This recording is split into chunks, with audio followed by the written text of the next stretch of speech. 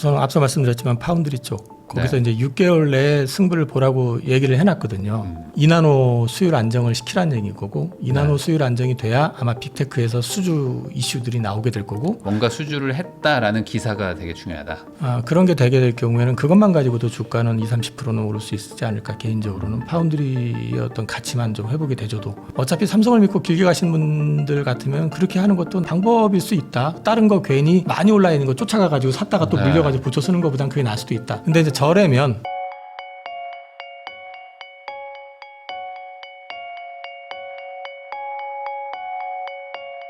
IM증권의 이형훈 이사님하고 이야기 나누고 있는데요. 아까 삼성전자에 대해서는 약간 좀 부정적인 얘기를 해주신 것 같긴 한데, 뭐 그래도 뭐 이거는 반도체 사이클을 떠나서 그냥 전반적으로 이제 너무 저평가이기 때문에 좀 상승도 있을 수 있다. 이렇게 제가 이해를 한 것 같은데, 항상 이제 투자를 하려고 하면은 결국에 좀 빨리 가는 거를 원하시잖아요. 그러면 삼성전자라는 거에 대해서 굳이 투자를 할 필요는 없다. 뭐 이렇게 봐야 될까요? 개인의 입장에서 봤을 때. 지금 같은 뭐 다른 것들이 막 가는데 저조차도 손님들이 삼성전자 많이 갖고 계세요. 그리고 삼성전자 4만 원대 사가지고 9만 원까지 왔었잖아요.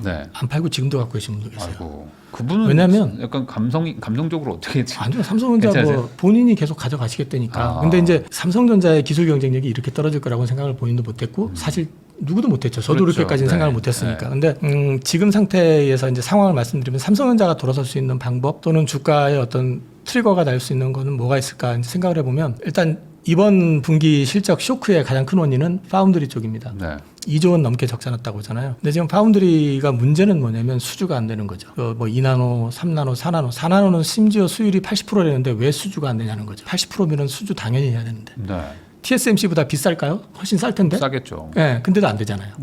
이 얘기를 말씀을 드리는 거는 결국에는 지금 삼성전자가 근본적인 어떤 뭔가 내부적인 어떤 개선을 통해 가지고 지금 최근에 보면은 더 이상 TSMC하고 고나노는 그 경쟁 안 하겠다고 얘기했잖아요. 그래서 2나노 집중해 가지고 6개월 내에 이제 수율을 어느 정도까지 높여라. 이 얘기를 하는 거는 최근에 이제 삼성 같은 경우는 테슬라 쪽 얘기들이 계속 나오고 있잖아요. 칩 관련해 가지고 그 자율주행 칩 관련해 가지고 이제 이슈 얘기들이 계속 나오는데 그게 이제 테슬라가 이제 그 TSMC하고 그 삼성 양쪽에다 다 이제 오파를 준 것 같아요. 근데 이제 결정이 난 건 아니고요. 근데 이제 이런 부분들 맞추려면은 2나노에서 해야 되기 때문에 그런 것들에 대한 이제 노력을 지금 하고 있는 거 아니냐. 그러면 진짜로 수율을 맞춰가지고 테슬라한테 제시할 수 있게 되면은 분명히 거기에 대한 기대감 가져갈 수 있을 거고 그다음에 뭐 퀄컴도 다시 작은 거긴 하지만은 칩 일부 얘기가 있는 것도 있고 한진만 사장이 영업통이기 때문에 이제 그 소위 말해서 레거시 쪽 파운드리도 적극적으로 수주하라 이제 말씀을 하고 계시는 걸 봐서는 여기서 어떤 성과만 나오게 되면 이것만 가지고도 주가 오를 수 있고 여기서 성과가 나와가지고 예를 들어가지고 삼성이 제가 볼 때는 파운드리 쪽은 삼성 독자 경영으로는 힘들 거라고 보거든요. 왜냐하면 이게 삼성이 기술 이게 만들라고 줬더니 기술 베껴가지고 이렇게 하면 어떻게 애플이 그래서 TSMC로 넘어가면 역전이 된 거잖아요. 근데 그거 다 가질 수 있는 생각이거든요. 그래서 저는 이거 분사해야 된다. 그리고 분사하고 결국에는 여기에다가 빅테크들이 지분 참여를 하게 해가지고 차라리 이걸 미국에다 상장을 시켜가지고 그러니까 내 거라는 개념보다는 같이 굴러가는 개념을 가져가는 것이 더 낫다라는 게 개인적인 생각인데 그런 그림까지 간다 그러면 삼성전자는 그것만 가지고 주가 많이 오를 것 같고 두 번째는 HBM에서 성과가 나와야 된다. 근데 현재까지는 HBM에서는 2분기 실적 보면은 그 이익이 확 줄어든 이유 중에 하나가 HBM 그러니까 이게 왜 이렇게 했지 생각을 해보면은 레거시 반도체 만들듯이 한 거예요. 이 정도면 될 것 같아. 일단 만들어. 그거였었잖아요. 만들었는데 안 된 거죠. 무슨 마인드냐면은 레거시 제품들은 그동안 삼성이 자기네들이 개발해서 찍어서 만들어 놓고 돈 가지고 오면은 이만큼 가져가 이렇게 줬던 거지 협의를 해가지고 어떤 사양으로 만들고 이게 아니었었거든요. 근데 아직까지 그 마인드라는 거죠. 사실은 이쪽 그 HBM 같은 경우는 파운드리처럼 고객의 니즈가 굉장히 중요하거든요. 근데 이런 기본적인 어떤 마인드의 변화가 나와야지만이 개선이 좀 있지 않을까? 근데 근본적인 부분에서 자꾸 내 기준으로 자꾸 모든 걸 판단하려고 하는 거 아니냐라는 생각이 좀 더 들더라고요. 저는 이번 실적 보면서 저도 쇼크 먹었고 되게 충격 먹었는데 어떻게 4조가 나오지? 이 생각을 했었거든요. 근데 이제 결국 재고손 얘기가 나온 거 보고 아직까지 이 부분에 있어서 마인드가 그대로구나라는 생각을 해봤거든요. 그 마인드가 바뀌어야 될 것 같아요. 그러면 지금 어쨌든 투자할 게 별로 없고 뭐 지지부진하고 그러면은 뭐 삼성전자 한번 믿어보자 할 수도 있겠지만 지금 같은 상황에서는 다른 것들 막 가고 있는데 상대적으로 삼성전자를 들고 있는 분들 입장에서는 지금 약간 좀 뭐 약간 회복은 했지만 좀 속상한 마음이 더 크실 것 같거든요. 이런 분들은 지금 어떻게 해야 될까요? 그래도 좀 믿고 가야 될까요? 어쨌든 뭐 저평가 가격, 뭐 저PBR 뭐 이런 것들이 있으니까. 선택의 문제인데요. 네. 이제 그냥 가져가시는 것도 방법인 것 같아요. 그러니까 이게 이제 1등 기업의 어떤 DNA가 그냥 죽어버리진 않는다라는 걸 전제로 놓고 보면 또 한 가지가 이제 이달 17일 날인가가 이런 얘기까지 하면 좀 이상하긴 하지만 이제 오너 네. 대법재판 판결 나오는 날이거든요. 그 20까지 무죄됐던 거 네네. 3심 같은 거기 때문에 여기서 무죄 판결 나오게 되면은 이제 오너가 더 이상 핑계 댈 수 있는 게 없잖아요. 그동안은 재판 때문에 안 되고 뭐 때문에 안 되고 뭐 말 핑계라도 될 게 있었지만은 네. 그러면은 이제 또 오너가 좀 적극적으로 챙겨가면서 방향을 바꿀 수만 있다면은 자기 회사라고 하면 좀 이상하지만 어쨌든 본인이 이끌어가는 회사인데 이걸 그대로 방치하겠느냐라는 걸 생각해 보면 또 거기에 대한 기대감을 좀 일부도 갖고 있는 것 같아요. 그래서 어차피 삼성을 믿고 길게 가신 분들 같으면 그렇게 하는 것도 나쁜 방법일 수 있다. 다른 거 괜히 많이 올라 있는 거 쫓아가 가지고 샀다가 또 네. 물려가지고 붙여 쓰는 것보다는 그게 나을 수도 있다. 근데 이제 저래면 지금 삼성전자를 사는 것보다는 저는 여전히 좀 조종받으면 하이닉스 쪽을 보는 게 나을 것 같다. 개인적으로는 그렇습니다. 왜냐면 또 그 한 번 가는 게 더 간다 뭐 이런 얘기들도 있잖아요. 물론 이제 국장에서 뭐 그런 게 뭐 어려웠었다 뭐 이런 얘기도 있지만 결국에는 이게 실적도 받쳐주면 주가가 또 다시 한번 또 점프하고 하는 게 이제 미국장에서 개인 투자자들이 많이 경험을 했기 때문에 그냥 올라가는 거 사자라고 생각하시는 분들도 좀 있는 것 같아요. 저는 이제 어떻게 생각을 하냐면 기술 주도권이라는 거. 네. 그러니까 기술 주도권이라는 거는 이게 열심히 하자 해가지고 이게 갑자기 뒤집어지는 건 아니에요. 그리고 삼성을 한 2년 이상을 믿었잖아요. 사실은 네. HBM 가지고 그렇게 얘기를 했을 때 믿었는데 사실 보여주는 거는 앞서도 말씀을 드렸지만 저도 좀 실망스러웠던 것 중에 가장 큰 게 그거였어요. 먼저 만들었다는 거. 그거는 자기네들이 그 레거시 팔던 그 마인드 가지고 판단해가지고 먼저 이 정도면 됐어. 투자해. 찍어내. 해놓고 나서 안 된 거잖아요. 지금. 네. 이게 아직까지는 이제 조금 마인드의 어떤 변화 이런 것들이 좀 덜 돼 있는 것 같다는 좀 우려가 좀 들더라고요. 저도 고객님들 삼성전자 많아요. 네. 팔자고 얘기를 해도 믿음이 또 있는 주식이니까. 삼성 우리나라 대표 기업이니까 네. 삼성은 쉽게 안 팔려고요. 그 아까 말씀드렸지만은 4만 원대 샀는데 9만 원 넘어갔었다가 자금 내려왔는데도 안 팔고 계신 분들 계세요. 그분들한테 뭐라고 얘기를 해요? 그러니까 제가 이제 회사 지금 요즘 어떤 기술적인 리더십이 이렇게 바뀌었으니까 일부러 이쪽으로 한번 가보시죠 해서 가신 분이 한 분 계시고요. 아무도 안 움직여요. 간부는 좋으시겠네요. 그나마. 근데 이제 이런 것들이 저는 개인적으로 봤을 때는 이게 기술적인 리더십이라고 말씀을 드렸는데 지금 마이크론 테크놀로지 같은 경우도 실적 서프라이즈 나와서 좋았잖아요. 목표 주가 많이 올라오고. 근데 내용을 보니까 HBM 쪽에서 많이 팔았는데 네. 별로 안 나왔어요. 왜 안 나왔을까요? 뭔가요? 그러니까 실적이 하이닉스처럼 안 나왔어. 네. 왜 안 나왔을까요? 단가인가요?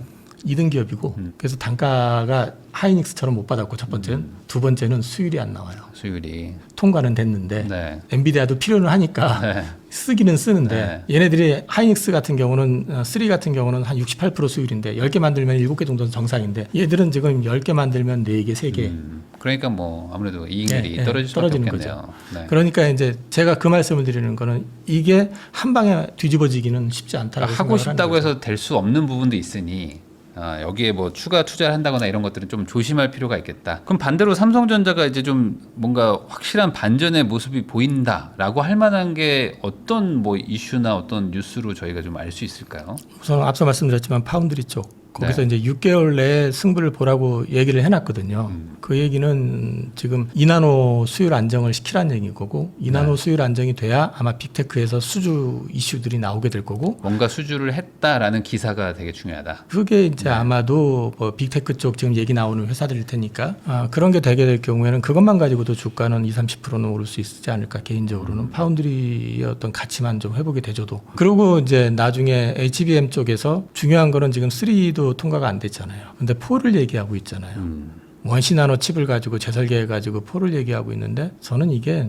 아까도 말씀드렸지만은 갑자기 의욕적으로 이만큼이 안 되는데 이게 안 되는데 이걸 건너뛰어서 이걸 한다고 해가지고 이게 밖으로 되느냐는 거죠. 그래서 저는 좀 의지를 표명하는 것보다는 좀 이걸 좀 디테일하게 시장하고 좀 소통을 해주는 게 더 중요하지 않겠느냐. 사실은 삼성전자 이제 기사 나오면 이걸 믿어야 돼 말아야 돼 이게 항상 그 의심이 더 들잖아요. 네. 옛날에는 삼성이 말하면 무조건 믿었었는데 사실은 이제는 다들 저부터는 이게 뭐지? 의심부터 하거든요. 네. 그러니까 이제 그만큼 신뢰를 많이 잃었다는 거죠. 그래서 시장하고 소통하는 거 이런 것들을 조금 바꾸셔가지고 과거 1등 기업답게 여전히 캐펙스로 보면 1등이니까 그 1등 기업답게 좀 변화된 모습을 좀 보여줬으면 좋겠다. 그러면은 시장이 좀 신뢰를 하게 되면 그것만 가지고도 지금보단 좋을 것 같아요. 근데 지금은 신뢰를 많이 잃어버린 거죠. 그럼 또 하나 이슈가 지금 뭐 국장이 뜬다 하지만 사실 아예 되겠어 하면서 안 오시고 이제 미국장이나 이런 걸 하시던 분들이 뭐 환율도 좀 내려가고 물론 뭐 거기도 뭐 정보 좀 찍고 있지만 생각보다 좀 그런데라고 하면서 지금이라도 좀 돌아가야 되나 하시는 분들도 좀 있으실 것 같고 그리고 뭐 아직은 나는 뭐 미국장이 더 좋아 하시는 분들도 있겠지만 이게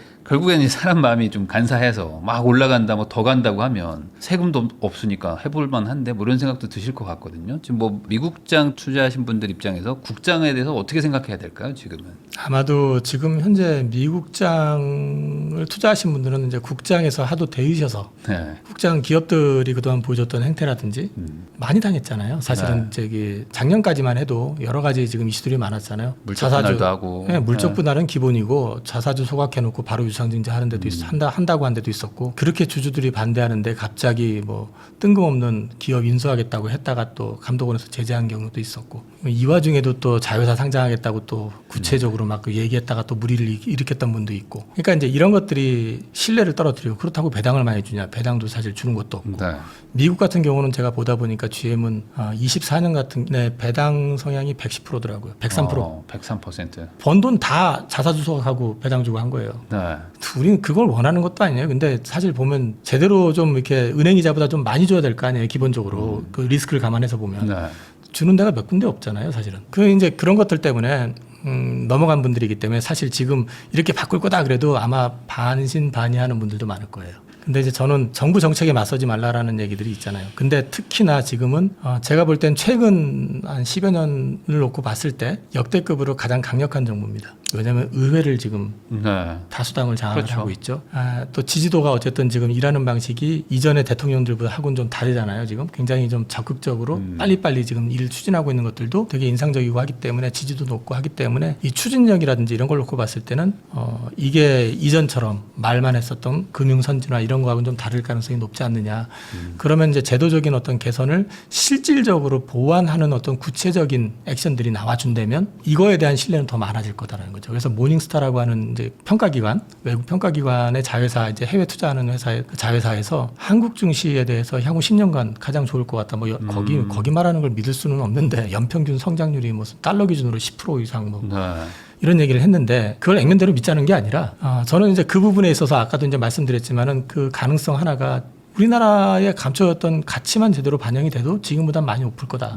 여기에 이제 중요한 거는 우리는 수출 기업이 많으니까 장사를 잘해야겠죠. 잘하려면 또 기업 경쟁력이라는 게 또 이제 있어야 되는 거고. 그거는 좀 이제 차후에 이제 봐야 될 네. 거고 지금 당장에는 감춰졌던 기업 가치보다도 지금 훨씬 평가를 못 받는 기업들이 많으니까 그런 기업 가치가 이제 끌어올려주는 시간이라는 거죠. 그렇게 봤을 때는 미장에게서 이제 한국 증시가 못 믿어서 못 오시겠다고 하시는 분들은 나중에 돌아오실 때쯤 되면은 기업 가치가 상당 부분 회복이 돼서 아마 들어오시게 될 것 같다. 네. 그렇게 되면은 어떤 상황이 올까요? 나중에 우리나라가 만약에 금융 선진화가 되고 정상화가 된다 그러면 여기 세금 안 붙을까요? 붙겠죠. 당연히 붙죠. 네. 그러면 이제 미국이나 한국이나 하는 상황이 돼서 또 결국 못 돌아오시게 된다고요. 그래서 저는 포트 분산을 좀 하실 필요 있다. 미국이 좋은 거 인정하거든요. 왜냐하면 글로벌 탑 기업들이 다 거기 있잖아요. 넘버원이고 글로벌 어떤 트렌드를 리드해 나가는 기업들이 있기 때문에 미국장 투자를 하지 말고 들어와라는 얘기는 아니에요. 한국장의 메리트는 또 있어요. 일단 앞서 말씀드렸지만 원화 강세 기조가 달러 약세 기조가 기본적으로 지금 글로벌 통화 기준에서 봤을 때는 좀 기조화될 가능성에 대해서 계속 얘기가 나오고 있고 그럴 경우에는 결국은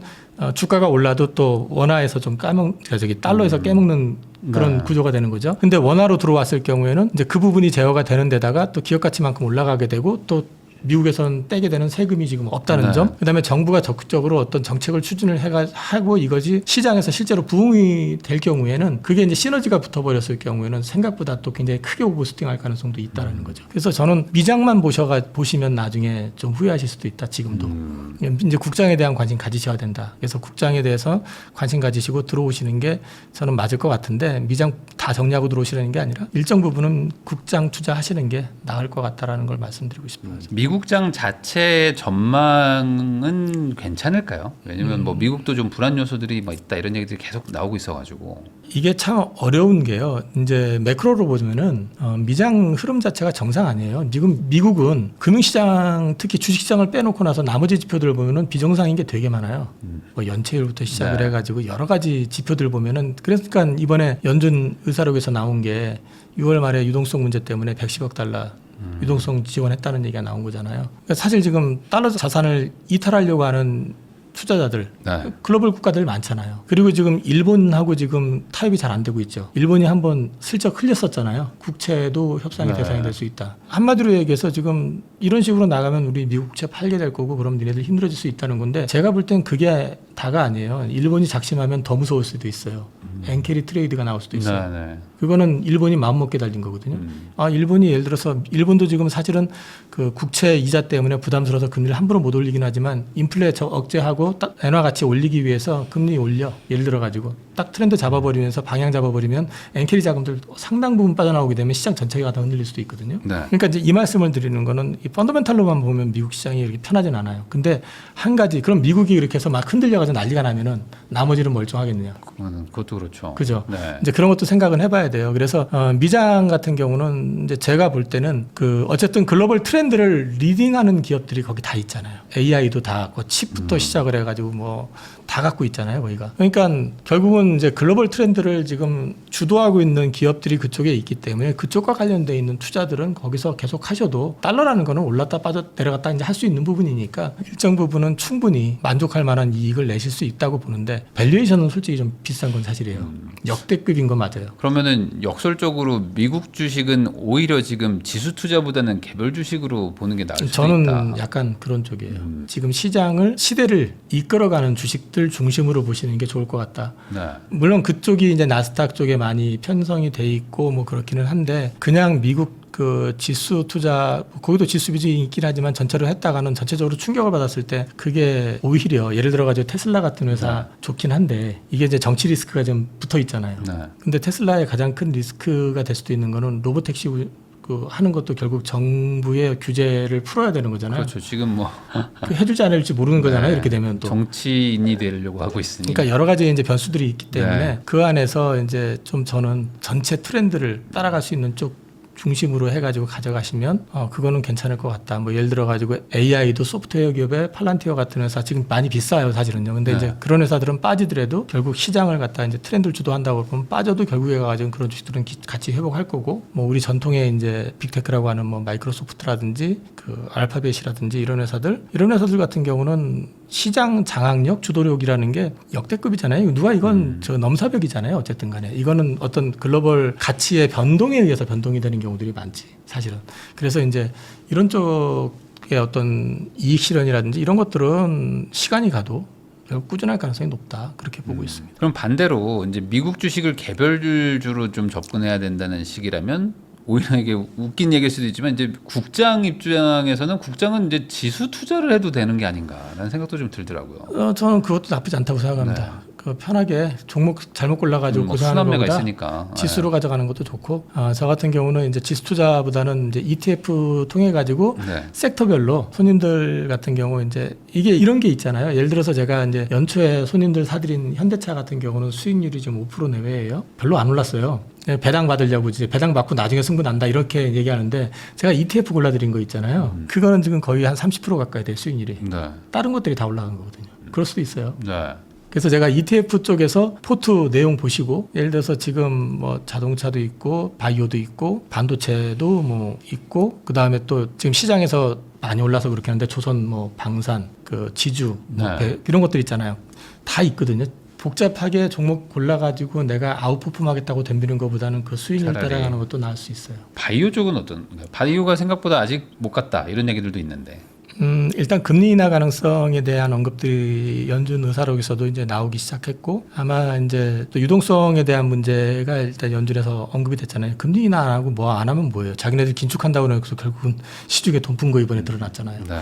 그런 얘기는 결국에는 이제 유동성에 대한 문제들이 계속 나오게 될 것이고 또 한 가지는 미국이 지금 달러 자산이 전체적인 그림에서 다시 좀 반등을 주고 있지만 전체적으로는 좀 연말까지는 약해질 거라고 보고 있잖아요. 그렇게 되면 그 유동 자금들이 어디로 풀리냐는 거죠. 미국의 국가들로 이제 풀리게 될 거 아니에요. 그렇게 될 경우에는 유동성 장세가 또 나온다는 거죠. 그렇게 되면 우리나라도 이제 금리 인하에 대한 얘기들 이번에도 나왔었는데 뭐 향후 3개월 내에는 할 것 같은 뉘앙스였단 말이에요. 금통에서도. 지금 사실 딜레마거든요. 금리 인하를 하자니 부동산이 건드려질 것 같고 하지 말자니 또 그것 때문에 어려워하시는 분들 계시고. 근데 이제 이런 부분들 때문에 지금 이제 고민은 좀 되고 있긴 하지만 결국은 유동성은 계속해서 풀릴 가능성이 높다라는 측면에서 본다 그러면 결국 바이오 섹터 같은 경우도 좋아질 수 있지 않을까? 그리고 우리나라 같은 경우는 자꾸 미국 관세하고 엮는데 우리가 미국에서 관세 맞은 게 뭐 있어요? 파는 것도 없는데. 바이오 중에서 파는 게 뭐가 있어요? 그 삼바에서 파는 거는 다 걔네들이 그 관세 부담해가지고 가져가는 거니까 문제 안 되고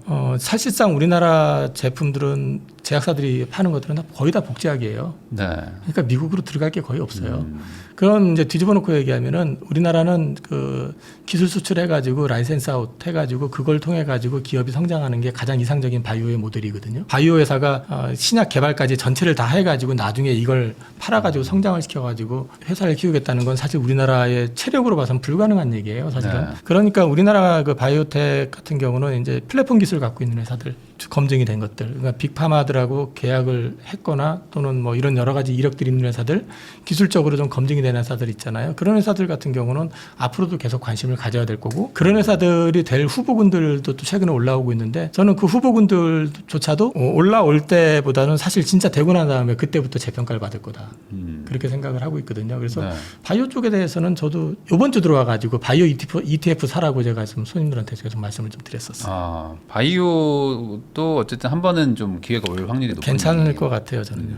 많이 오른 건 아니잖아요. 뭐 지금 뭐 그런 약간 소외된 것도 맞지 않을까요? 코스닥 쪽. 다른 거 대비로 소외가 됐고요. 네. 근데 이제 그 내용을 보면 그 안에 리가켄 바이오는 신고가 났고요.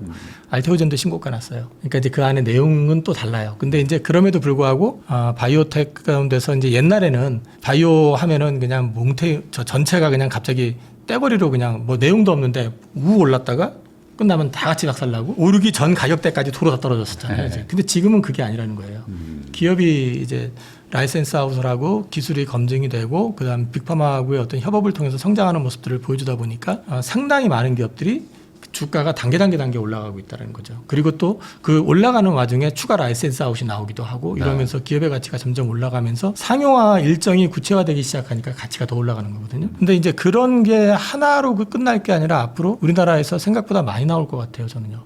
그래서 바이오 쪽은 관심 갖고 보셔도 괜찮을 것 같아요. 근데 개인적으로 종목을 골라서 그렇게 하는 거는 생각보다 쉽지는 않으니까 포트폴리오 구성된 거 보시고 바이오 ETF 쪽을 한번 들어가 보시는 건 나쁘지 않을 것 같습니다. 그럼 이제 마지막으로 이게 지금 또 이제 주식 투자를 안 하다가 이제 국장이 또 좋다고 하니까 또 막 들어가려고 하시는 분들도 있을 거고, 뭐 다른 자산 가지고 있다가 좀 이제 좀 해볼까 하시는 분들도 있을 것 같아서 새로 뭔가 시작하시는 분들한테 오랜 경험이 또 있으시니까 이런 분위기에서는 좀 조심할 부분이 있다. 이런 조언 한마디 해주시면 좋을 것 같습니다.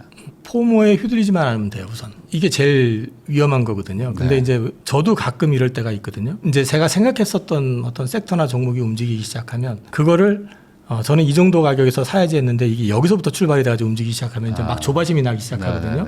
그 조바심이 나면은 조바심을 낼 게 아니라 사면 되는데 조바심을 내면서 막 이러다가 보면 사게 되면 언제 사냐면은 여기서 이렇게 올라갔을 때 사요. 그러면 고점에서 물려요. 그러니까 이 말씀을 드리는 게 뭐냐면 지금 시장이 저는 추세적으로 좋아질 거라고 개인적으로는 생각하고 있기 때문에 이 부분에 있어가지고 추세적으로 좋아진다고 그러면 기회라는 건 항상 있어요. 근데 꼭 이거 안 사면 기회가 없을 것 같은 생각에 내가 항상 쫓아가서 사가지고 물리게 되는 경우들이 많거든요. 근데 물리고 나면은 그때부터는 멘탈 관리가 안 됩니다. 그렇죠. 그때부터는 또 계속 헛발질이 돼요. 왜냐하면 물렸기 때문에 이게 물렸는데 이쪽에서 움직이기 시작하면 이거 팔고 넘어가려고 하는 사람 생각보다 많아요. 그럼 몇 번 다 그렇게 갈아타기 하고 나서 보면은 상당히 많이 깨져 있어요. 남는 거 없죠. 그러니까 이렇게 가시는 것보다는 전체적으로 첫 번째 회사를 자기가 투자할 섹터라든지 회사에 대한 이해를 좀 하신 상태에서 지켜보시면서 그쪽에 내가 원하는 가격이 왔거나 아니면 전체 분위기가 그쪽으로 가는 분위기다 판단이 될 때는 그때 담아가시는 전략으로 가셔야지 쳐다볼 때 안 움직이니까 안 사야지 그냥 지켜만 보고 있었는데 갑자기 튄다고 하다가 따라 사면 되는데 여기서 꼭 하고 있다가 더 올라가면 그때 이제 막 이런 짓은 하지 않으셔야 됩니다. 그래 그게 제일 위험합니다. 그래서 그거 안 하시고 투자하실 때는 약간 평정심 유지해야 돼요. 그러니까 제가 제일 힘들 때가 언제냐면 가끔 이제 제가 방송에서 그 얘기했어요. 제가 손가락 잡고 오늘 매매하면 나 죽어라고 이제 절대 매매하면 안 돼 하고 이렇게 잡는 날이 있다고. 근데 그때가 보면은 단기 고점이에요 항상. 저도 그걸 느껴요. 그렇기 때문에 그런 부분들을 제가 이제 말씀을 좀 드리고 싶고 저도 이제 현금 들어오신 지 얼마 안 되신 분 갖고 계신데 아직도 지금 현금이 한 70% 현금이에요. 네. 30%만 주식 사놓고 그것도 뭐 신나게 막 가로 주식 사는 것도 아니고 2주식 그냥 사놓고 보시죠. 그리고 제가 포트 구성하겠습니다 하고 지금 기다리고 있는 거거든요. 근데 중간중간에 사고 싶었고 막 그랬던 건 되게 많았었어요. 네. 근데 이제 저랑 처음 거래하시는 분이시기도 하고 그다음에 이제 리스크를 조금 저도 제어를 해드리고 싶어가지고 조금 참아가면서 했는데 질렀던 게 더 나을 뻔했는데 사실은. 근데 이제 그걸 경험적으로 보면은 한 번 실수하게 되면은 그걸 빠져나오기 위해서 막 이제 실수하는 경우들이 되게 네. 많거든요. 그래서 그걸 좀 조심하시라. 그래서 주식은 올라가는 게 다가 아니에요. 사실 내가 알고 있는 게 더 중요해요. 올라가는 거 사서 그 얼떨결에 사가지고 수익 100% 하면은 야 이거 내가 주식 잘하는 거 절대 아니에요. 그 주식이 뭔지도 모르고 사가지고 수익 많이 난 거 나중에 다른 거에서 다 터져요. 네. 주식을 이해를 먼저 하셔야 돼요. 주식을 아셔야 돼요. 그래서 이 주식이 어떤 회사라는 걸 아시고 그 다음에 그 투자의 어떤 비중을 정하시고 그리고 그 가격을 지켜보시다가 지금이라도 일단 담아놓고 시작해야겠다 내지는 뭐 어느 정도 빠지면 하겠다 이거 정해놓으시고 방향대로 가시는 게 맞아요. 이게 돈을 벌겠다라고 마음 먹는 것보다는 이제 주식 투자를 잘 할 생각을 해야 되겠죠. 잘 하려고 해야지 돈을 버는 거지. 그냥 돈만 벌려고 생각하면은 항상 말씀하신 대로 이제 포모 현상에 또 빠지기도 하고 또 반대로 빠질 때 더 공포감에 또 막 던지기도 하고 뭐 그런 것 같습니다. 제가 어릴 때 얘기만 좀 잠깐 드리면 그러니까 어릴 때라고 하면은 지금보다 한 20년? 네. 뭐 15 그 전후 했을 때 그때는 저는 회사 작은 거 좋아했어요. 그냥 화끈한 거. 네. 손님들 그냥 막 사드리고 항상 그런 것 같아요. 네. 그게. 화끈하게 올라가요. 네. 그래서 저기 주식 잘한다고 약간 소문도 나고 막 여기저기서 막 컨택도 오고 했었는데 네. 화끈하게 수익을 냈잖아요. 그러면 이제 제가 또 기고만장해지잖아요.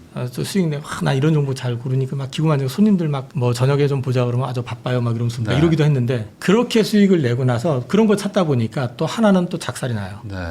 이게 반복이 되는 거예요. 근데 이게 이제 이렇게 반복을 몇 년을 하고 나서 나중에 잔고들을 보니까 계좌가 내가 고객들 희망 고문하고 있었다라는 게 딱 느껴지더라고요. 수익이 은행에 넣어놓고 받는 이자하고 비교해 봤을 때 그렇게 많지가 않아요. 거기서 별 차이가 안 나더라고요. 네. 그러니까 제가 거기서 멘붕이 왔어요. 나 되게 잘하는 줄 알았는데.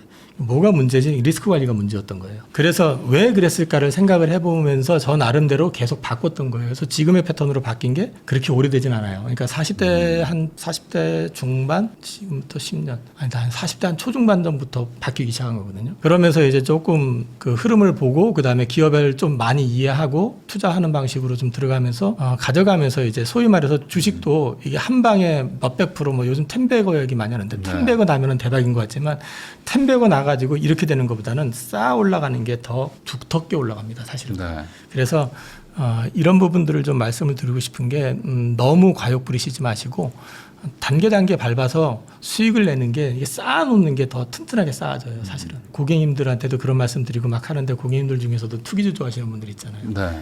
그분들 습성 보면은 이게 수익 날 때는 뭐 이렇게 그러니까. 났다가 나중에 이렇게 돼요. 근데 몇 년 지나고 나서 보면은 대부분이 다 손해 봐요. 그런 것들 너무 투기적인 거 좋아하시지 마시고 좀 밟아나가는 전략으로 네. 하시는 게 되게 중요할 것 같습니다. 그러니까 이럴 때 막 진짜 미수에 신용 써가지고 세금도 없으니까 한번 벌어보겠다라는 마음으로 막 들어오시면은 또 한 번 또 이제 큰 코 다칠 수 있기 때문에 말씀하신 것처럼 장기적으로 꾸준히 잘할 수 있는 방향으로 가는 게 어찌 보면 가장 중요한 본질인 것 같습니다. 지금까지 이영훈 이사님 모시고 현명한 투자에 대한 거 그리고 지금 어찌 보면 어떤 투자를 해야 되는지에 대한 좀 기본적인 내용들도 많이 얘기를 했으니까요. 이럴 때 좀 마음 조급하게 생각하지 마시고 한 번만 또 참고 생각해보고 투자하시면 좋을 것 같다는 생각이 듭니다. 귀한 시간 내주셔서 시청해주신 거 다시 한번 감사하다는 말씀 전하면서 저도 인사 나누도록 하겠습니다. 오늘 나와주셔서 감사드립니다. 네, 고맙습니다.